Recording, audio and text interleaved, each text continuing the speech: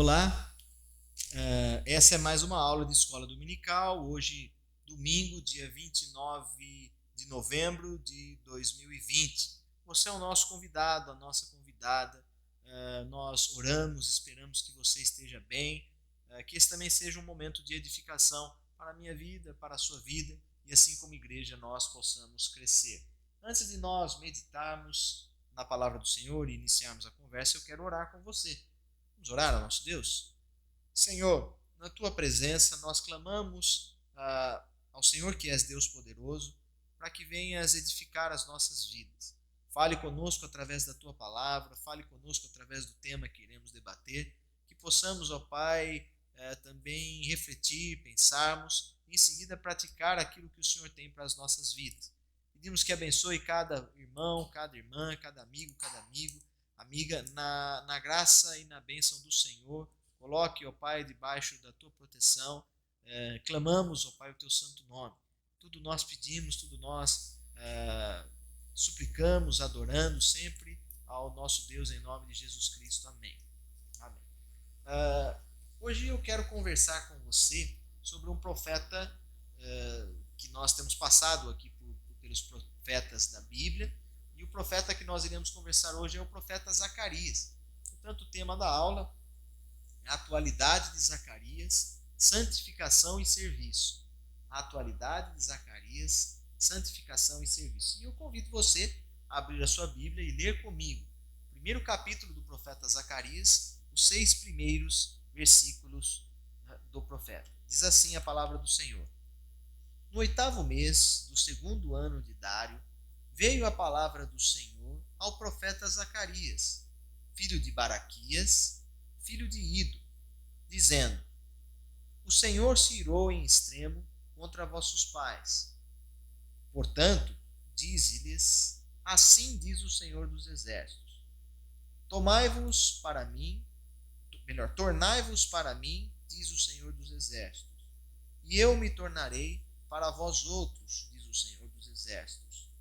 Não sejais como vossos pais, a quem clamavam os primeiros profetas, dizendo: Assim diz o Senhor dos Exércitos: Convertei-vos agora dos vossos maus caminhos e das vossas más obras.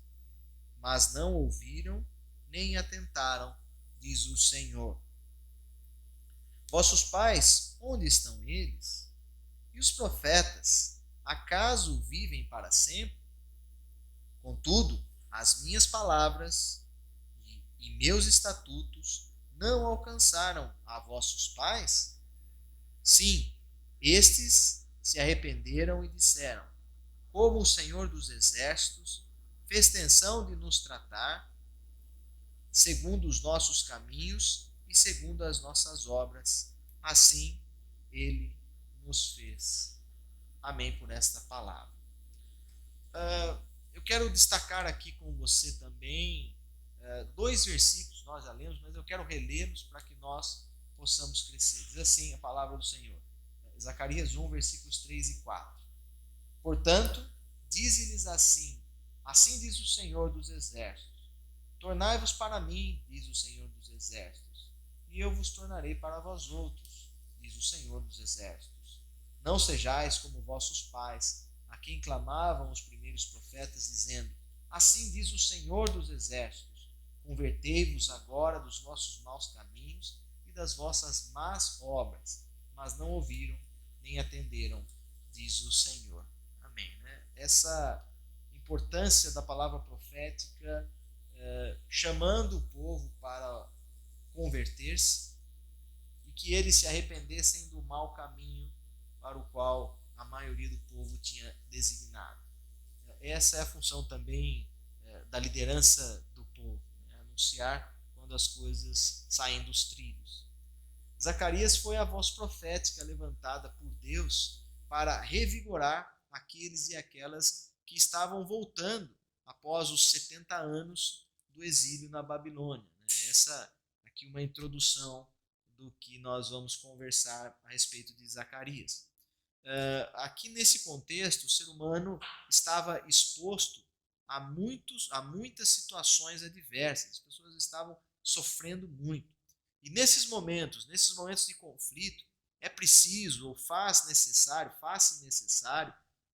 uma liderança que traga uma palavra de encorajamento, uma liderança que traga ânimo para aquelas almas que estão aflitas e desesperançadas.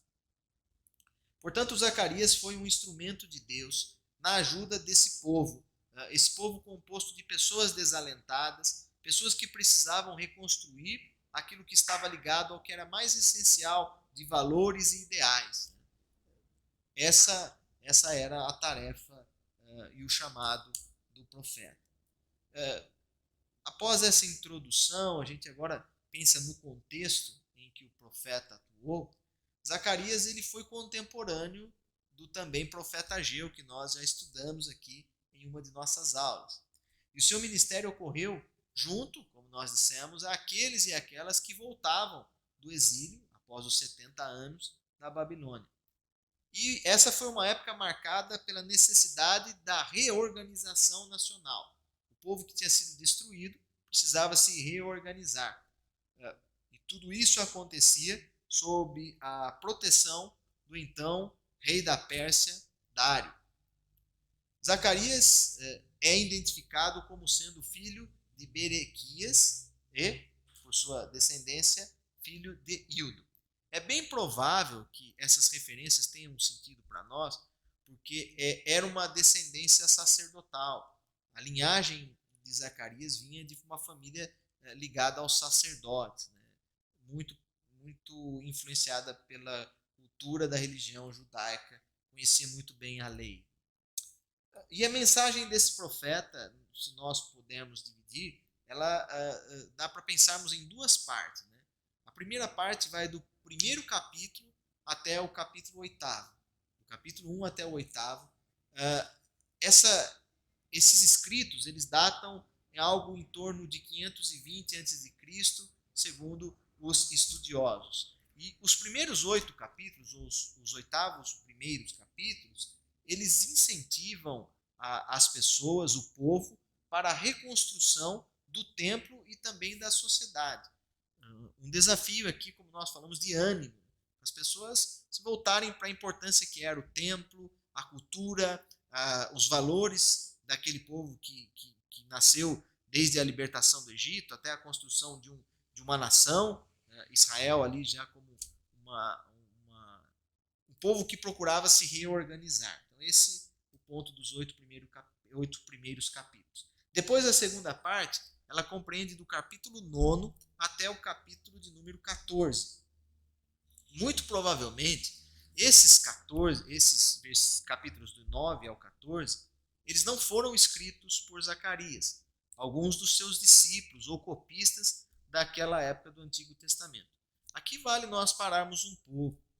O conceito de autoria dos livros não era o mesmo conceito que nós temos hoje. Hoje a gente tem aquela pessoa que publica uma obra, ela dá o seu nome ali para aquela obra, dá a origem, e as pessoas valorizam muito essa questão, porque ali tem questões de direitos autorais. Sempre que você faz uma citação dessa obra, você precisa referenciar o autor.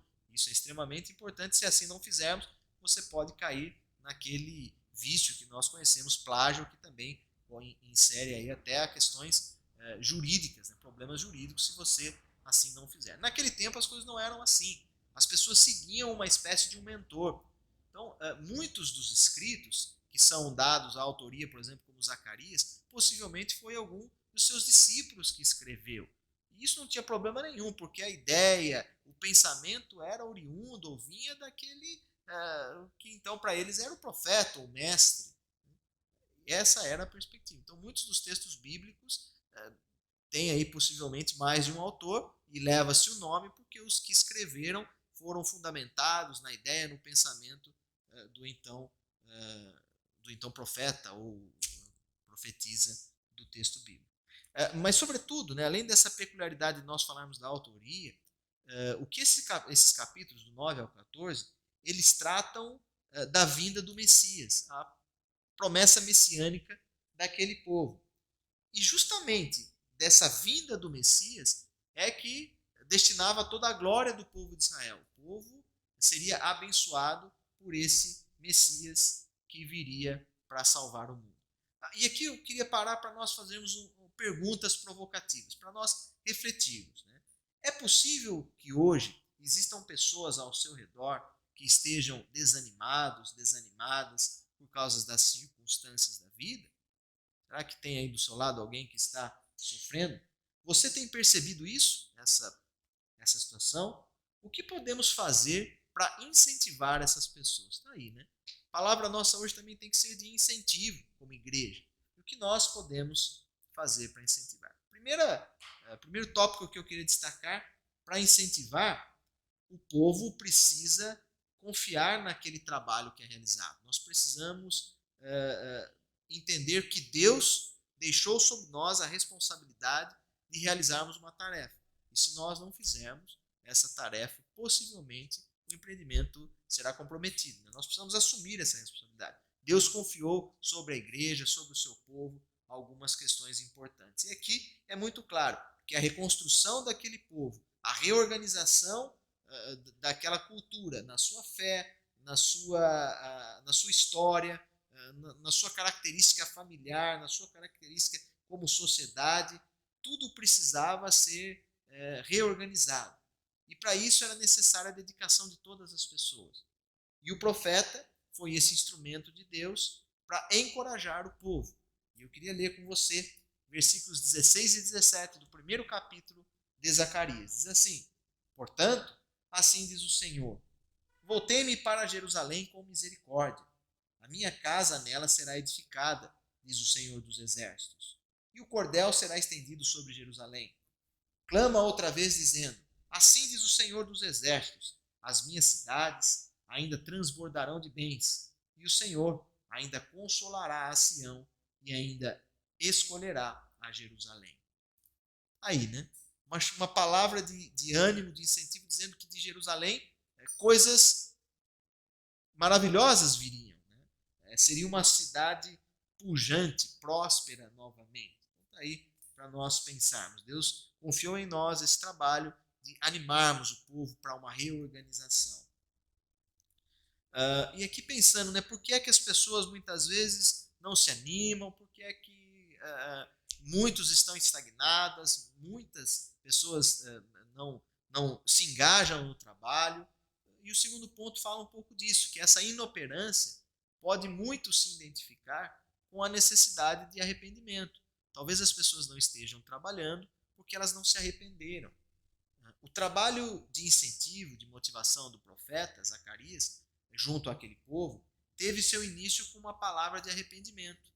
Por isso é importante, né? Para iniciar o trabalho, nós nos arrependemos, né? Analisarmos aí na nossa vida o que é que nós estamos fazendo de errado, o que nós precisamos realmente entregar diante do Senhor. Antes de qualquer coisa que você for fazer, é necessário o arrependimento. Aquelas pessoas elas estavam muito ligadas a uma vida religiosa vazia.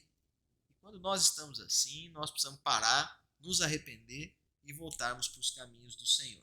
O versículo 4 fala sobre essa característica. Diz assim: não sejais como vossos pais, a quem clamavam os primeiros profetas, dizendo: assim diz o Senhor dos Exércitos, convertei-vos agora dos vossos maus caminhos, das vossas más obras.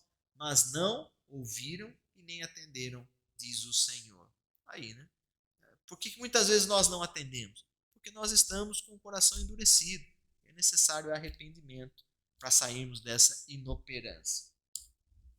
Terceiro ponto e último para nós pensarmos, né? O povo de Deus deve olhar para o futuro com esperança. Né?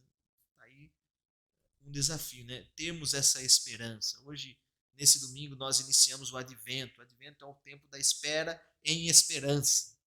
A gente tem que esperançar nesse momento. E o profeta Zacarias fez isso. Né? A palavra messiânica. Ele anunciou ao povo um futuro glorioso a partir de Jerusalém. Porque Deus traria, por meio daquele povo, a salvação para o mundo todo. E a salvação é Jesus Cristo, nós sabemos. A palavra aqui em 2 Zacarias, capítulo 9, versículo 9 também diz assim: alegra-te muito, filha de Sião, exulta, ó filha de Jerusalém.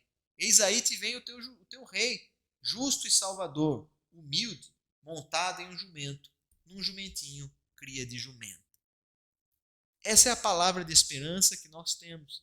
Essa é a palavra de esperança que eu e você somos desafiados a anunciar. Jesus Cristo como a salvação para todos os povos. Já pensaram o quanto é importante eu e você atuarmos, vivemos nessa perspectiva, desse futuro de esperança com o nosso Deus? Certamente essa palavra nos anima, deve nos colocar novamente de pé e caminharmos para esse novo tempo com o Senhor. Para concluir essa nossa conversa, eu queria desafiar a nossa vida como igreja. A igreja de hoje também está diante desse desafio, dar continuidade a todo aquele trabalho de reconstrução que começou lá com os discípulos e discípulas de Jesus, aqueles e aquelas que foram enviados pelo Senhor para anunciar um reino novo, para anunciar uma palavra de salvação. Por esse motivo, eu, você também, nós somos chamados e chamadas para confiar a Deus tudo aquilo que nós realizamos, entendendo que o trabalho que nós fazemos para o Senhor, ele não é vão.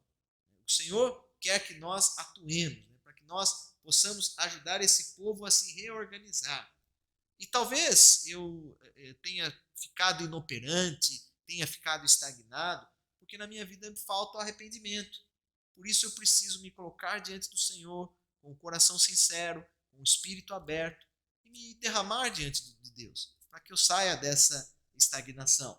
E com certeza, o que nós poderemos provar e experimentar é dessa esperança no futuro do Senhor. Essa esperança que nos anima, essa esperança que nos guia, essa esperança que, mesmo em meio às adversidades da vida que todos nós vivemos, nos mantém aí animados e animadas. Deus abençoe tua vida, a paz do Senhor. Espero que você tenha sido edificado como eu fui. Obrigado pela presença.